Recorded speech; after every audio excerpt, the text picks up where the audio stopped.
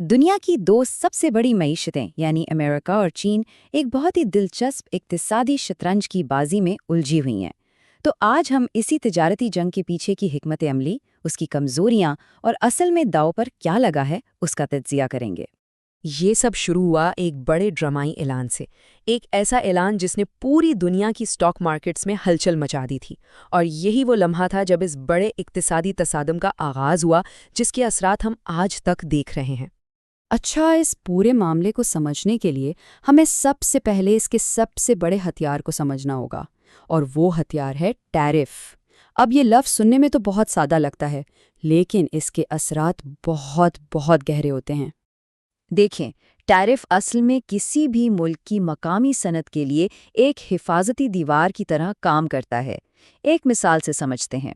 फर्ज करें भारत में अमेरिका से आने वाली हार्ले डेविडसन मोटरसाइकिल पर 100% टैक्स लगा दिया जाता है। इससे क्या होगा? इससे ये होगा कि भारत के अपने ब्रांड्स जैसे रॉयल एनफील्ड अपनी ही मार्केट में कीमत के मुकाबले से बाहर नहीं होंगे। लेकिन बात सिर्फ मकामी नौकरियों को बचाने की नहीं है। असल में ये उस तजारती रिश्ते पर एक रद्द-ए-अमल है जो पिछले 20 सालों में बहुत ज़्यादा गैर मुतवाज़न हो चुका है। और ये जो अदम तवाज़ुन है ना, ये कोई एक दिन में पैदा नहीं हुआ। अगर हम सिर्फ 20 साल पीछे जाएं, तो अमेरिका दुनिया का सबसे बड़ा एक्सपोर्टर था। लेकिन फिर एक बहुत बड़ी तब्दीली आई। चीन दुनिया की फैक्ट्री बन गया और उसने मैन्युफैक्चरिंग की वो बादशाहत छीन ली जो कभी अमेरिका के पास थी। और यही वो तब्दीली थी जो इतनी बड़ी थी कि आखिरकार इस तिजारती जंग की वजह बनी। और ये चार्ट इस तब्दीली की रफ्तार को बहुत वाज़े तौर पर दिखाता है। ये जो तिजारती खसारा है, यानी वो फ़र्क जो अमेरिका की चीन से ख़रीदारी और फ़रोख्त के बीच है, वो $64 बिलियन से बढ़कर तकरीबन $300 बिलियन तक पहुंच गया है।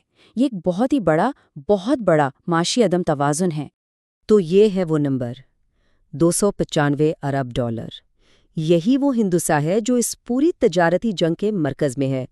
ये वो सालाना खसारा है जिसे व्हाइट हाउस हर हाल में ठीक करना चाहता है। तो सवाल ये पैदा होता है कि ये जो टैरिफ्स हैं, ये असल में मौशियत पर असर कैसे डालते हैं? मतलब बड़ी बड़ी कंपनियों से लेकर हमारी रोज़मर्रा की चीज़ों की कीमतों तक इन पर क्या फ़र्क पड़ता है? लेकिन बात सिर्फ इतनी नहीं है। ये कीमत सिर्फ बॉर्डर पर आकर नहीं रुकती। यहाँ से तो एक पूरा चेन रिएक्शन शुरू होता है जो पूरी की पूरी मईशत में फैल जाता है। ये अमल बहुत सीधा सादा है। देखें, टैरिफ की जो कीमत है ना, वो पहले इम्पोर्टर अदा करता है, फिर वो रिटेलर को पास करता है, और आखिर में उसका सारा बोझ किस पर आता है? सारिफ पर, यानी हम जैसे आम सारिफीन पर। इसका मतलब ये हुआ कि इलेक्ट्रॉनिक्स हो या घर का सामान, हर चीज़ की कीमत बढ़ जाती है। अब अमरीकी कंपनियों के लिए ये एक बहुत बड़ा मखमसा है। वो एक मुश्किल दोराहे पर खड़ी हैं।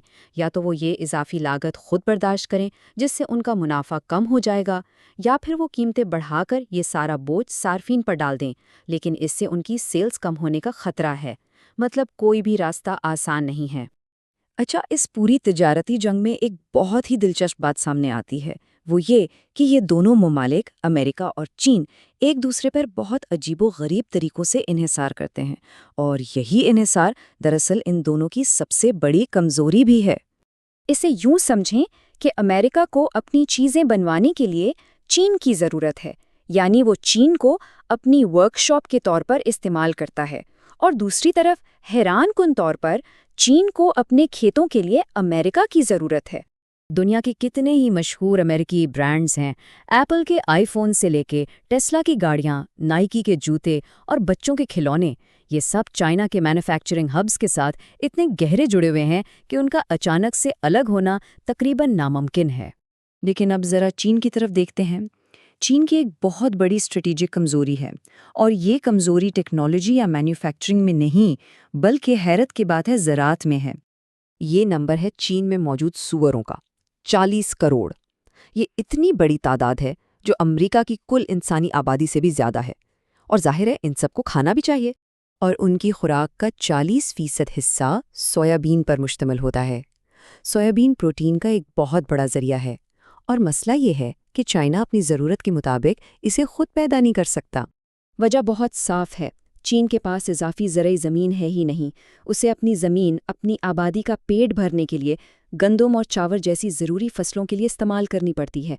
دوسری طرف امریکہ کے پاس بہت زیادہ وسیع زمین موجود ہے اور یہی چیز اسے سویابین جیسی فصلیں اگا کر برآمد کرنے کا ایک زبردست فائدہ دیتی ہے۔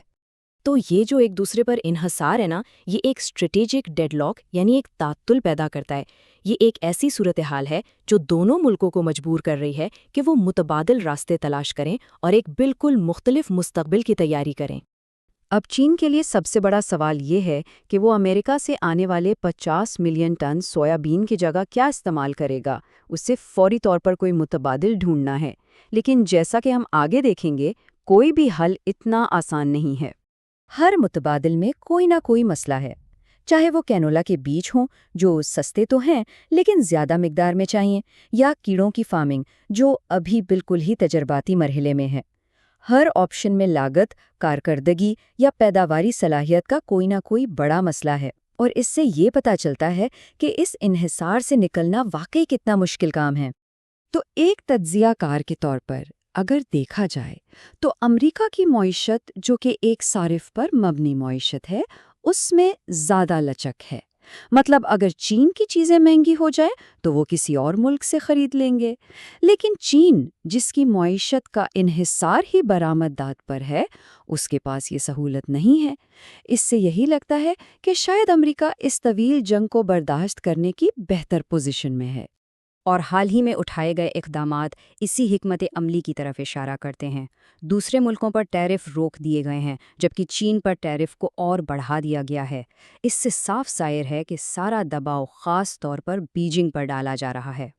اور یہ سب کچھ ہمیں ایک بہت بڑے اور بنیادی سوال پر لا کے کھڑا کر دیتا ہے۔ آج کی دنیا جہاں تمام معیشتیں ایک دوسرے سے اتنی گہری جڑی ہوئی ہیں، کیا ایسی دنیا میں کوئی بھی ملک تجارتی جنگ واقعی جیت سکتا ہے، یا پھر آخر میں نقصان سب کا ہی ہوتا ہے؟